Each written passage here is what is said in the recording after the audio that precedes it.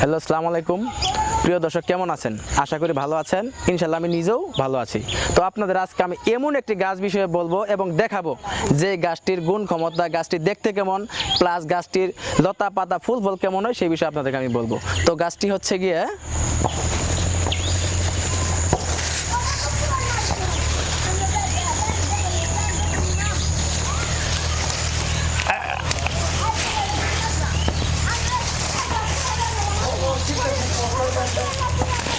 আসলে খুব কষ্ট হইতেছে ছিঁড়তে, তুলতে ছিঁড়তে অনেক কষ্ট হইতেছে, বাট অবশেষে আমি সফলতা অর্জন করলাম। এই যে গাছটি, হ্যাঁ এই গাছটি, ক্যামেরা ভালো করে, এই গাছটি নাম আমরা আঞ্চলিক ভাষায় বিভিন্ন ভাষায় ডেকে থাকি। যেমন আমাদের গ্রামে ভাষায় বলে থাকি এই গাছটির নাম হচ্ছে একটা, আরেকটি জায়গায় আরেকটি হিসেবে নাম থাকে। এই গাছটির নাম হচ্ছে হেরাজের গাছ।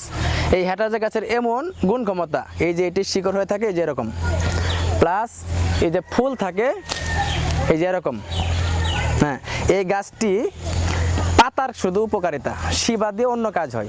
তো শিবাটা এখন বলবো না, তখন পাতার বিষয়টি বলবো। এই পাতা দিয়ে আপনার এমন একটা কাজ হবে যেটা জানলে আপনি অবাক হয়ে যাবেন। তো হ্যাঁ, কি এমন কাজে আমি অবাক হয়ে যাব? এই গাছের পাতা বেটে যদি সরিষার তেলে সহিত প্রলেপ দেন, আপনার যে কোনো ব্যথা নিমিষে চলে যাবে। তো দর্শক, গাছটি আপনার চিহ্নিত করে রাখবেন এবং আমাদের পেজের সাথে থাকবেন। আমাদের পেজের নাম হচ্ছে পরম সেবা এবং আমরা এই গাছের পাতা পরম সেবা ওইলেও ব্যবহার করে থাকি। তো আমাদের সাথে থাকবেন, ভালো থাকেন, সুস্থ থাকেন। আসসালামু আলাইকুম।